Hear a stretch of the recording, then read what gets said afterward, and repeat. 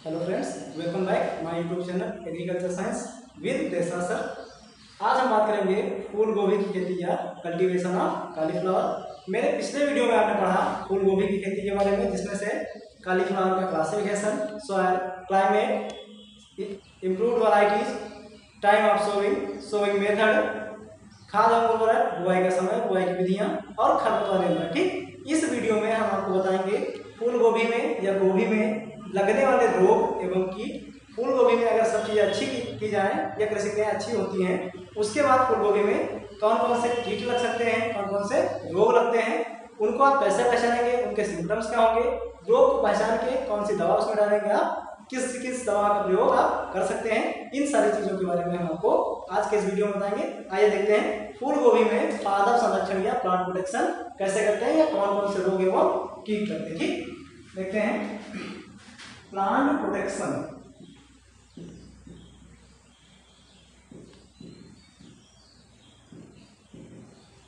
Plant protection या पादप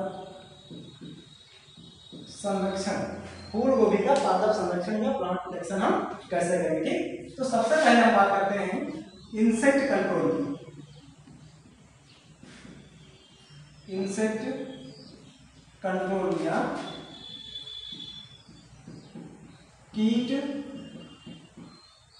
नियंत्रण। ठीक, इंसेक्ट कंट्रोल या कीट नियंत्रण।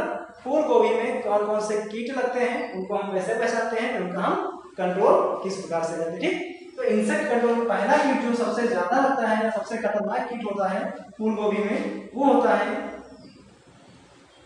एफिड्स, या हिंदी में इसको कहते हैं माहू। ठीक, पहला कौन सा कीट लगता है गोभी में? गोभी में जो पहला कीट लगता है वो एफिड्स या माहू। एफिड्स या माहू जो कीट होता है, ये लगभग क्रूसीफेरी कुल की जितनी भी क्रॉप्स होती हैं, कोई भी क्रॉप्स जो क्रूसीफेरी कुल में आती है, लगभग सभी क्रॉप्स में लगता है। अब माहू लगता कैसे है, काज कैसे करता है, इसको हम पहचानते कैसे हैं?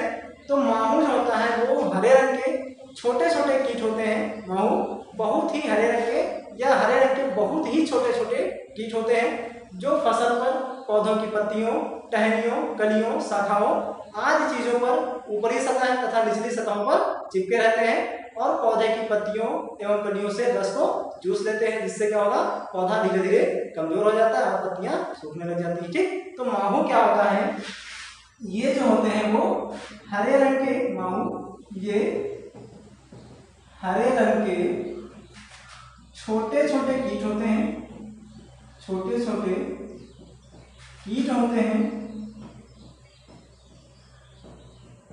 जो पौधे की पत्तियों,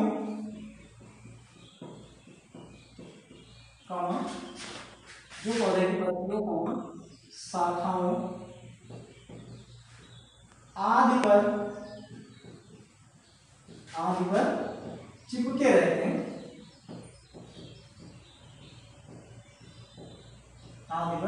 चिपके रहते हैं। इनके बच्चे या इनके शिशु,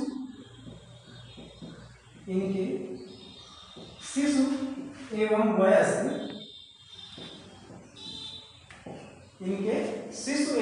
वयस्क, पौधों की पत्तियों से या पौधों से रस को चूस लेते हैं,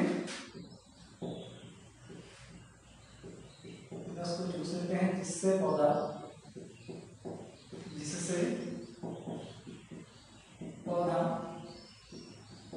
कमजोर होकर सूखने लगता है।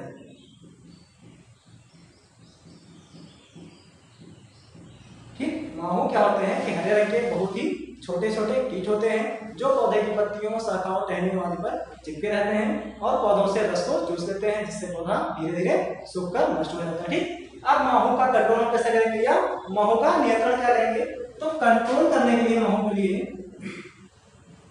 कंट्रोल में क्या करेंगे, कंट्रोल आप दो तरीके से कर सकते हैं, या तो आप इंसेक्टिसाइड दवाएं जो स्प्रे फॉर्म में या लिक्विड फॉर्म में आती हैं उनका स्प्रे कर सकते हैं, या कुछ दवाएं ऐसी होती हैं जो डस्ट फॉर्म में आती हैं उनका आप छिड़काव भी कर सकते हैं डस्ट फॉर्म की दवाओं का।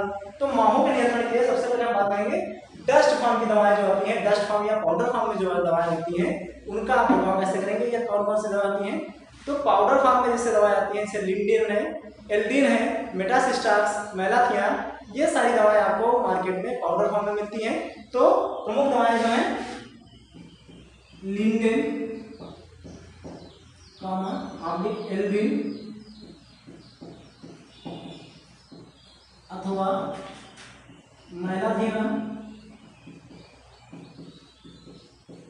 5%, मैलाथियान 5%, 20 से 25 किलोग्राम मात्रा को इसमें दवाओं के या इन दवाओं में से किसी भी एक दवा की, चाहे लिंडेन, एल्डीन, मैलाथियान, मेटासिस्टाक्स, कोई भी एक दवा हो पाउडर फॉर्म में 5% डस्ट हो, 20 से 25 किलोग्राम मात्रा को प्रति हेक्टेयर की दर से हम बुरकाव कर देते हैं। एक सप्ताह के अंतर कम से कम 2 से 3 बार अगर हम इन दवाओं में से किसी भी एक दवा का बुरकाव कर देंगे तो माहों का कंट्रोल हो जाता है। इसके अलावा अगर आप लिक्विड फॉर्म में दवाओं का छिड़काव करना चाहते हैं तो इंडोसल्फान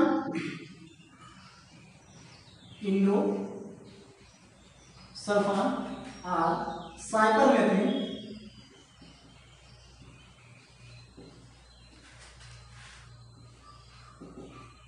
इंडोसल्फान अथवा साइपरमेथ्रिन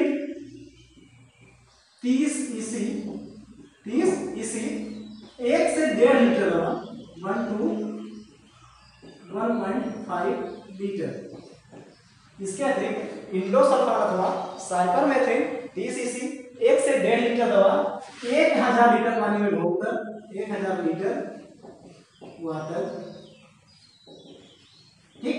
इसके अलावा इंडोसल्फान अथवा साइपरमेथ्रिन 30 EC 1 से 1.5 लीटर दवा को 1000 लीटर पानी में घोलकर प्रति हेक्टेयर की दर से आप छिड़काव कर देंगे और माहों का कंट्रोल हो जाएगा, ठीक। तो माहों के नियंत्रण के लिए लिंडेन, एल्डीन, मेटासिस्टाक्स, मैलाथियान, इनमें से किसी भी पाउडर फॉर्म की दवा की 20 से 25 किलोग्राम मात्रा को चाहे आप आंख में, बालों में, आदि में मिला करके छिड़काव कर सकते हैं। इसके अलावा इंडोसल्फान, साइपरमेथ्रिन, मोनोक्रोटोफास, किसी भी एक दवा की 30 EC 1 से 1.5 लीटर मात्रा को 1000 लीटर पानी मिला करके प्रति हेक्टेयर की दर से छिड़काव कर लेंगे और माहों का नियंत्रण हो जाता है। ये छिड़काव कम से कम एक सप्ताह के अंतर पर 2 से 3 बार हमें करना चाहिए, ठीक। अब माहों के बाद हम दूसरे कीट के बारे में पढ़ेंगे। तो जो दूसरा कीट लगता है फूलगोभी, वो कौन सा लगता है, अब हम बात करेंगे दूसरे कीट या फूलगोभी में जो दूसरा कीट लगता है उसको क्या कहते हैं,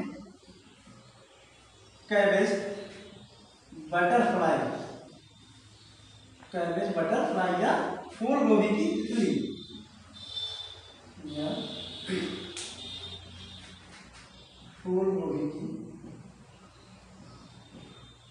कैबेज बटरफ्लाई या फूलगोभी की तितली, ठीक। फूलगोभी में लगने वाला ये दूसरा कीट होता है कौन सा, कैबेज बटरफ्लाई या फूलगोभी की तितली।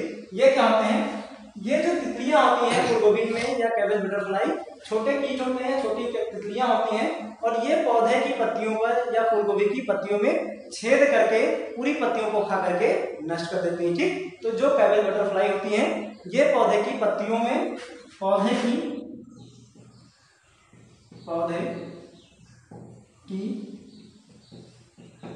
पत्तियों में छेद करके, पौधे की पत्तियों में छेद करके नष्ट कर देती हैं, पौधे को छेद करके पत्तियों को खाकर नष्ट कर देती हैं, पत्तियों को खाकर नष्ट कर देती हैं, ठीक। कैबेज बटरफ्लाई क्या करती हैं, फूलगोभी की पत्तियों में छेद करके पौधे की पत्तियों को खा करके नष्ट कर देती हैं, कुछ दिन बाद फसल एकदम नष्ट हो जाती है। इसका कंट्रोल कैसे करेंगे, इसके नियंत्रण के लिए या कंट्रोल के लिए, कैबेज बटरफ्लाई के कंट्रोल के लिए 0.9% DDT, ठीक, 0.9% DDT के घोल का छिड़काव करना चाहिए।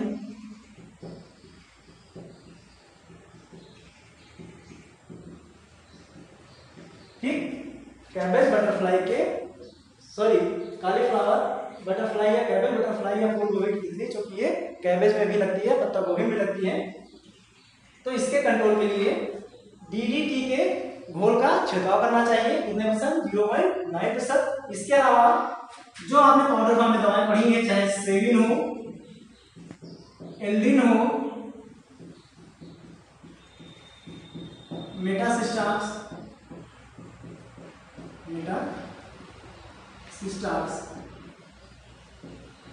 इनमें से 5% किसी भी एक दवा की 20 से 25 किलोग्राम मात्रा प्रति हेक्टेयर की दर से आप छिड़काव कर सकते हैं। ठीक, अगर 0.9% डीडीटी के घोल का छिड़काव आप नहीं कर रहे हैं, तो अगर आप दवाओं का छिड़काव करना चाहते हैं तो lindane, aldrin, Sevin, Metasystox, malathion किसी में से एक दवा का पाउडर फॉर्म मींस 5% 20 से 25 किलोग्राम मात्रा को प्रति हेक्टेयर की दर से आप छिड़काव कर देंगे और ये कीट जो होगा वो नष्ट हो जाएगा, कैबेज बटरफ्लाई। ठीक, अब तीसरा कीट कौन सा लगता है फूल गोभी में? तो हमें जो तीसरा कीट लगता है वो कौन सा लगता है? वो है तीसरा मस्टर्ड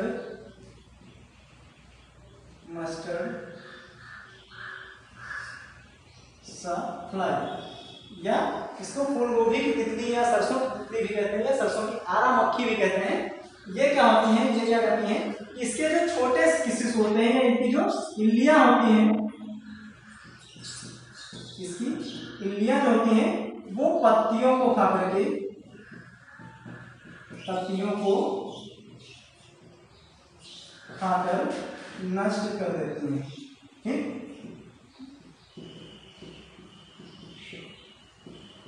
ठीक, मस्टर्ड सप्लाई या आरा मक्खी जो होती है वो क्या करती हैं? वो उसी पेरिक्रॉस में या फूलगोभी में इनकी जो इल्लियां, इनके जो छोटे से होते हैं वो पत्तियों को खा करके नष्ट कर देते हैं। इनके कंट्रोल के लिए मेलाथियान, मेटासिस्टाक्स, लिंडन, एल्ड्रिन किसी भी एक पाउडर फॉर्म की दवा को आप 20 से 25 किलोग्राम मात्रा, चाहे मेलाथियान हो, ऑब्लिक मेटासिस्टाक्स,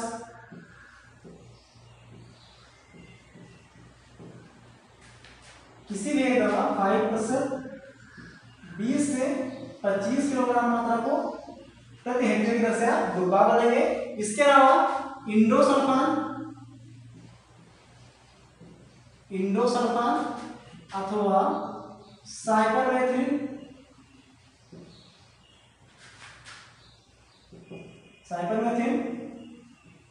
35 EC, इंडोसल्फान अथवा साइपरमेथ्रिन 35 EC 1 से 1 to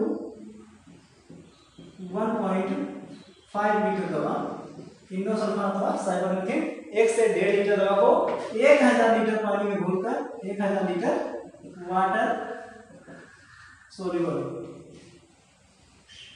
इसके अलावा इंडोसल्फान अथवा साइपरमेथ्रिन 35 EC 1 से 1.5 लीटर दवा को 1000 लीटर पानी में घोलकर प्रति हेक्टेयर की दर से छिड़काव कर देने से मस्टर्ड सप्लाई कंट्रोल हो जाता है। ठीक, तो ये दवाएं हैं, इनका प्रयोग इंसेक्ट कंट्रोल में या कीट नियंत्रण में कर सकते हैं। ठीक, फूल गोभी में। अब हम बात करेंगे फूल गोभी में लगने वाले रोग या डिजीज के। अब हम बात करेंगे डिजीज कंट्रोल या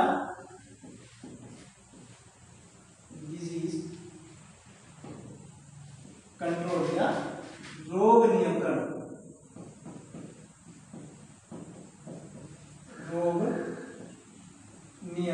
ठीक, फूल गोभी में कौन कौन से रोग लगते हैं, उनको आप कैसे पहचानते हैं और उनका कंट्रोल आप कैसे करते हैं?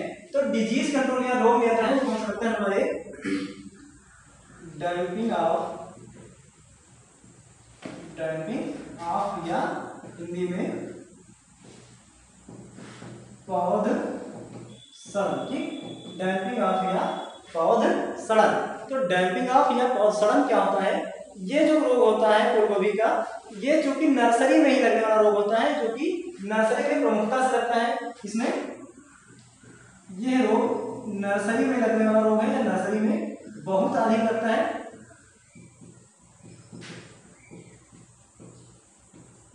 नर्सरी में लगने वाला रोग है जब हम फूल गोभी की या कालीफ्लावर की नर्सरी करते हैं उसी समय ये लग जाता है। और ये होता क्या है कि जब नर्सरी में ये रोग लगता है तो इसके प्रकोप से पौधे जो होते हैं वो शुरुआत अवस्था में ही, जब पौधे का जर्मिनेशन हो रहा होता है उसी समय ही वो सूख कर या पौधे सूख करके नष्ट हो जाते हैं या गल कर नष्ट हो जाते हैं या पौधे मुरझा जाते हैं या नष्ट हो जाते हैं या पौधे मर जाते हैं। ठीक, तो पौधगलन या पौध सड़न जिसको कहते हैं डैमेज ऑफ या फंगस के द्वारा लगने वाला रोग है या फफूंद के द्वारा लगने वाला रोग है, जो कि नर्सरी में लगने वाला रोग है। और नर्सरी की यह बहुत ही भयानक बीमारी है। और शुरुआत अवस्था में जैसे ही हम फूल गोभी की नर्सरी करते हैं तो नर्सरी में ये रोग लगकर शुरुआत अवस्था में ही पौधे को सड़ा करके या पौधे की जो पत्तियां होती हैं वो सूख करके ही शुरू में ही नष्ट हो जाती हैं। इसके कंट्रोल में हम क्या करेंगे, कंट्रोल में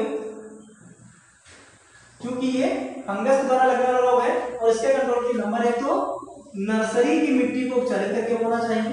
सॉरी, नर्सरी की मिट्टी को उपचारित कर लेना चाहिए।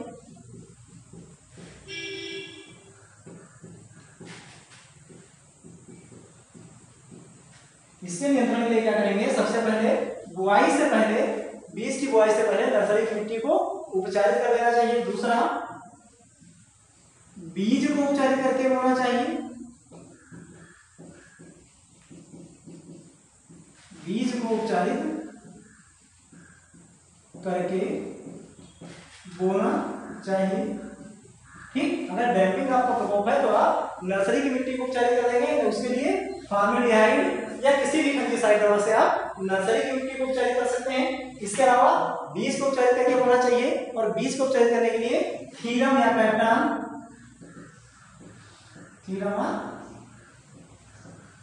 कैप्टान, इसके अलावा थीरम या कैप्टान बीज को उपचारित करने के लिए 2 से 2.5 ग्राम दवा या 2.5 से 3 ग्राम दवा प्रति किलोग्राम बीज की दर से सीड को ट्रीटमेंट करके बोना चाहिए। इसके अलावा फसल चक्र को अपनाना चाहिए। अगर ये सब मैसेज आप कर रहे हैं, नंबर 3 फसल चक्र अपनाना चाहिए। ठीक, फसल चक्र अपनाना चाहिए। अगर आप ये सब क्रियाएं कर रहे हैं तो नर्सरी में डैम्पिंग ऑफ या पौध सड़न रोग का प्रकोप नहीं होता है। अगर बाय द वे मान लीजिए हो गया है पौध सड़न रोग को, तो सल्फर का छिड़काव करना चाहिए। किसका? सल्फर,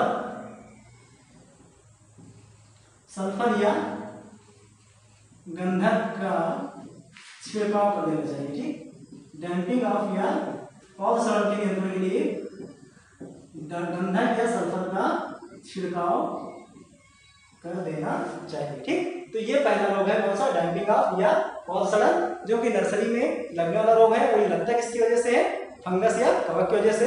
और ये क्या होता है कि नर्सरी में ही जब पौधे की सोइंग आप करते हैं तो शुरुआत अवस्था में ही लग जाता है, या तो सीधे ही नर्सरी में सड़ जाएगा। यदि पौधे का जर्मिनेशन हो गया है तो जर्मिनेशन के तुरंत बाद पौधा मुरझा करके सूख करके नष्ट हो जाएगा, मर जाएगा। इसके नियंत्रण के लिए नर्सरी की मिट्टी को उपचारित करके बोना चाहिए। हमेशा बीज की बुआई से पहले नर्सरी की मिट्टी को आप उपचारित करेंगे। मिट्टी को उपचारित करने के लिए मैंने पहले बताया फार्मेल्डिहाइड अथवा किसी भी फफूंदनाशी दवा से आप मिट्टी को उपचारित कर सकते हैं। इसके अलावा बीज को उपचारित करके बोना चाहिए और बीज को उपचारित करने के लिए थीरम, कैप्टान 2.5 से 3 ग्राम दवा, किसी भी एक दवा की 2.5 से 3 ग्राम मात्रा को प्रति किलोग्राम बीज की दर से उपचारित करना चाहिए। इसके अलावा फसल चक्र अपनाना चाहिए, लगातार एक ही फसल एक ही खेत में नहीं उगानी चाहिए। इसके अलावा अगर बीज इस रोग का प्रकोप हो गया है तो सल्फर या गंधक का छिड़काव करना चाहिए। ठीक, अब हम पढ़ेंगे दूसरा रोग कौन सा होता है फूल गोभी में। तो दूसरा रोग लगता है वो कौन सा लगता है, दूसरा जो है वो क्लब रॉट। कौन सा? Club rot. ठीक, ये क्या होता है क्लब रॉट? ये जो होता है भूमि में अधिक अम्लता या नमी की उपस्थिति में यह रोग लगता है। कब? जब मृदा में अधिक अम्लता होती है, अधिक अम्लता एवं नमी की उपस्थिति। यह रोग हमेशा मृदा में या भूमि में अधिक अम्लता एवं नमी की उपस्थिति में लगता है। इस रोग के प्रकोप से क्या होता है कि फूल गोभी के पौधे की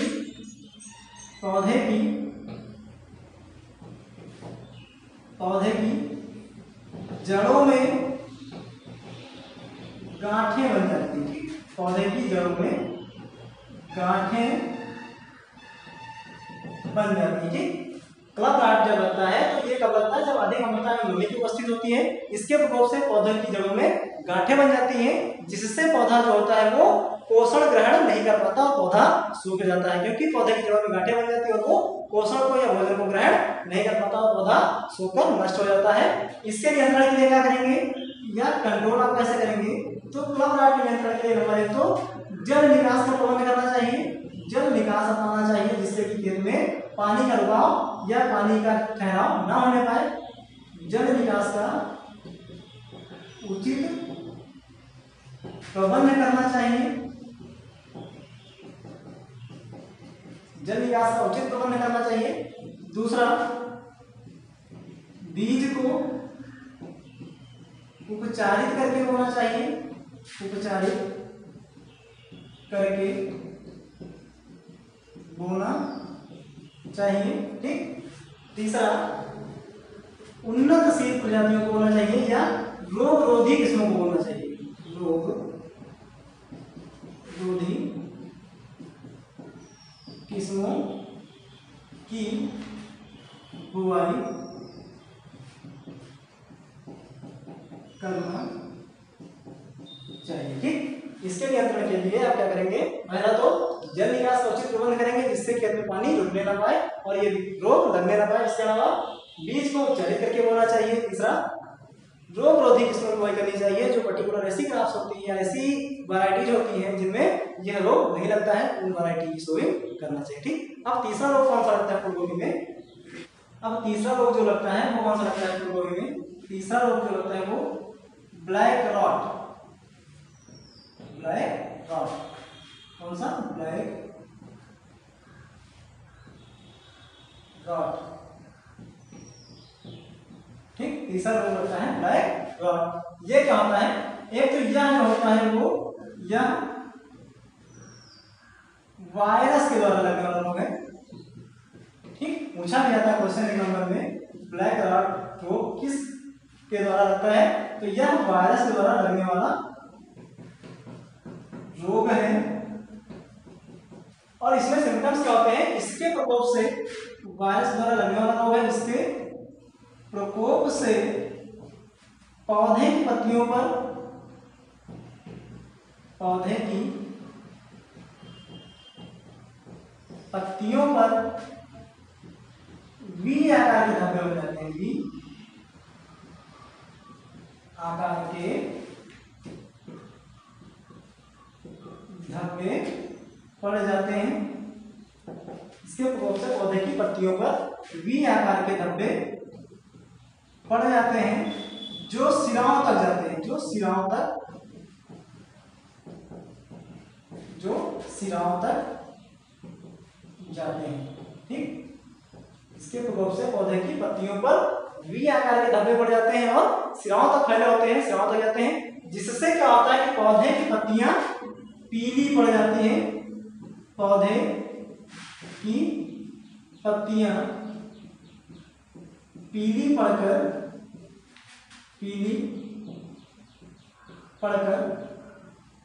सूख जाती हैं, जिससे पौधे की पत्तियां पीली पड़कर सूख जाती हैं। ठीक। तो जो ब्लैक रॉट होता है यह वायरस के द्वारा लगने वाला रोग है, ब्लैक रॉट वायरस के द्वारा लगने वाला रोग है। इसके प्रकोप से पौधे की पत्तियों पर वी आकार के धब्बे पड़ जाते हैं, जो कि पौधे की सिराओं तक जाते हैं, और धीरे धीरे क्या होता है कि पौधे की पत्तियां पीली पड़कर सूख जाती हैं और पौधा सूख करके नष्ट हो जाता है। तो ब्लैक रॉट चूंकि वायरस द्वारा लगने वाला रोग है, तो इसका कंट्रोल हम कैसे करेंगे, क्योंकि आप जानते हैं कि वायरस के द्वारा लगने वाले रोग का कोई दवा प्रयोग नहीं की जाती है, दवाओं के द्वारा बहुत ही कंट्रोल कम किया जाता है। इसके लिए आप जितना ही प्रिकॉशंस या सावधानियां अपनाएंगे उतना ही इस रोग का प्रकोप कम होगा। इसके लिए क्या करेंगे, नंबर 1 तो बीज को उपचारित करके बोना चाहिए, बीज को उपचारित करके बोना चाहिए।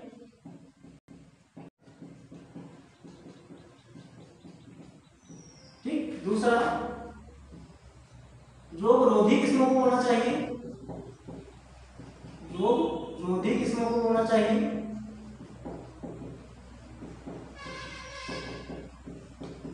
रोग रोधी किस्मों को बोना चाहिए। तीसरा नंबर 1 बीज को उपचारित करके बोना चाहिए। दूसरा रोग रोधी किस्मों को बोना चाहिए। तीसरा फसल चक्र अपनाना चाहिए। फसल चक्र अपनाना चाहिए। फसल चक्र अपनाना चाहिए। लगातार एक ही खेत में एक ही कुल की फसलें बार बार नहीं बोनी चाहिए। इसके अलावा बीज को गर्म पानी के घोल से भी उपचारित कर सकते हैं। गर्म पानी के घोल से उपचारित कर सकते हैं। गर्म पानी में उपचारित करना चाहिए। गर्म पानी में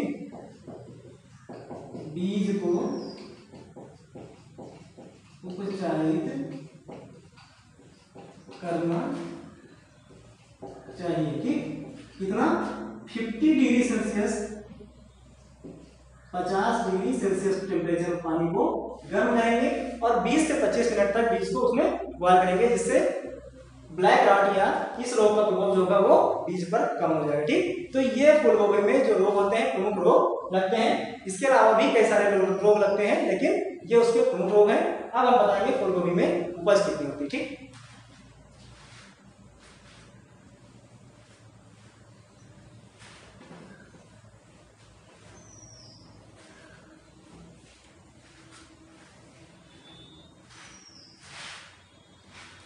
फूल गोभी में उपज क्या होती है या यील्ड क्या होती है?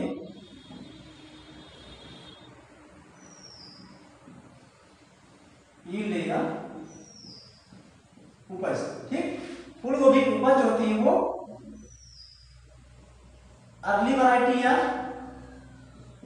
अगेती किस्मों में, या अगेती किस्मों की जो उपज होती है वो लगभग 150 से 200 कुंटल प्रति हेक्टेयर। ठीक, और जो लेट वैरायटी होती है, लेट या पछेती, ठीक, तो पछेती जो होती है वो लगभग 200 से 250 कुंटल प्रति हेक्टेयर। ठीक, फूल गोभी की उपज अर्ली वैरायटी 150 से 200 कुंटल प्रति हेक्टेयर और लेट वैरायटी में 200 से 250 कुंटल प्रति हेक्टेयर, या अथवा 27,000 से लेकर के 37,500 करडिया फूल प्रति हेक्टेयर प्राप्त होते हैं, जिनका वजन लगभग 150 से 350 कुंटल के आसपास होता है। ठीक, अथवा 37,000 से लेकर 27,000 से लेकर 37,500 करडिया फूल प्राप्त होते हैं, जिनका वजन लगभग 150 से 350 कुंटल प्रति हेक्टेयर होता है। ठीक, तो इस वीडियो में आपने पढ़ा कि फूल गोभी में कौन से कीट लगते हैं, उनका नियंत्रण कैसे करते हैं, कौन से रोग लगते हैं, उनका नियंत्रण कैसे करते हैं, और कीट एवं रोगों के नियंत्रण के बाद फूल गोभी में उपज कितनी होती है। उपज जो होती है वो अर्ली की 150 से 200 कुंटल प्रति हेक्टेयर और लेट की 200 से 250 कुंटल प्रति हेक्टेयर जो होता है, और उसमें लगभग 1 हेक्टेयर में 27,000 से लेकर 37,500 तक करडिया फूल निर्माण होता है या फूल होते हैं, जिनका वजन लगभग 150 से 350 कुंटल प्रति हेक्टेयर होता है। ठीक, अगले वीडियो में हम आपको बताएंगे फूल गोभी में फिजियोलॉजिकल डिसऑर्डर या कार्य की विकार होते हैं। ठीक, तब तक के लिए धन्यवाद, नमस्कार।